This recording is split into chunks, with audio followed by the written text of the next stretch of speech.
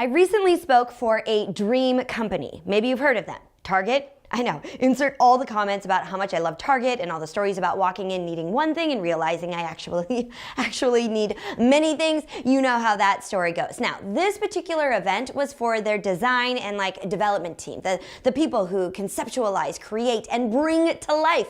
All of those things I realize I need as I walk through my local store. And in speaking for this unique and talented team, it revealed an important storytelling truth I want to share with you, one that applies to your team.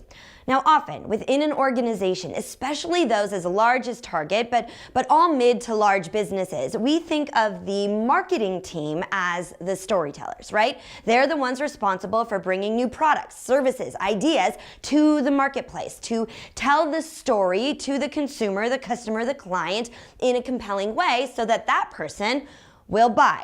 And for the most part, marketing is pretty good at that job. I mean, it's their job, right? But here's what came to me when I was working with the design and the development team. And for whether it's at a big company or for any organization where there's this role separation, right, between the people creating the product and the people assigned to messaging it. Here's what I discovered.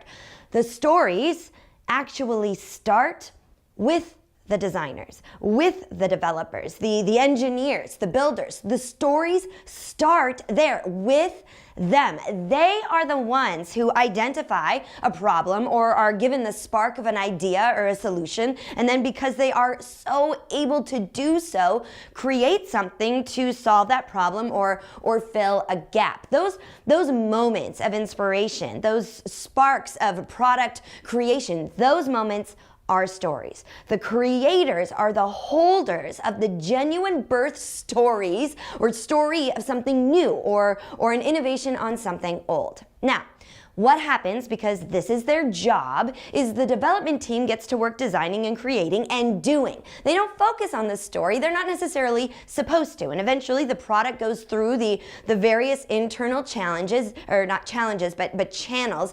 And eventually the product is ready. The product is handed over to marketing, and it is storyless.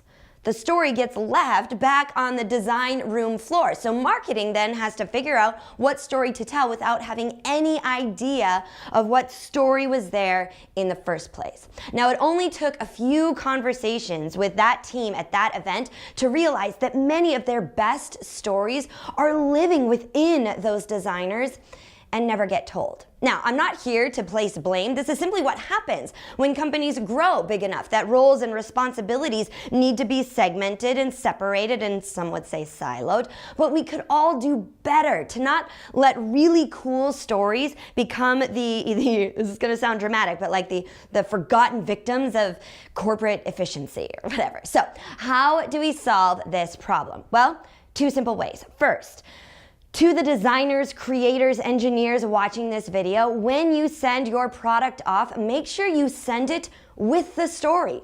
How did you create this? Why did you create this? What sparked the idea? What was involved in the journey from idea to thing? And then insist that the story stays with the product all the way until marketing gets it, and hopefully even to the marketplace. Now this is part of your job. Second, to my marketing, sales, and other leaders watching this, make sure you ask and encourage your creation teams for the story. They might hesitate at first, but empower them to share the story that made this product possible. If just one story gets saved because of watching this video, I will have done my job. Thanks for being here, and there is more coming soon.